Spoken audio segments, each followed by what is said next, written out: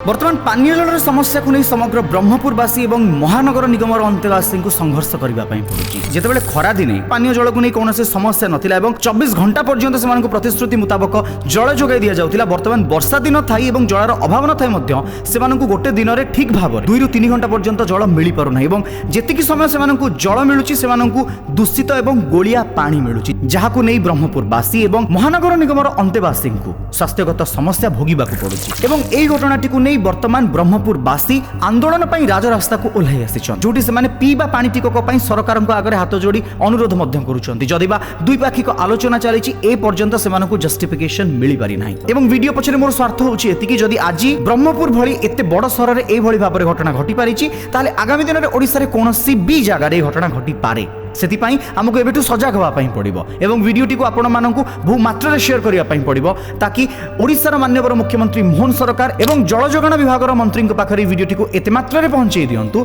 ताकि ब्रह्मपुरवासी सहित प्रत्येक ओडिशावासी पानीय जलर समस्या को नहीं केबे भी कष्ट न करंतु। निहाती भाव में निजर मतामत शेयर करंतु वीडियोटी को बहुत मात्रा शेयर करंतु। जय जगन्नाथ, वंदे उत्कल जननी।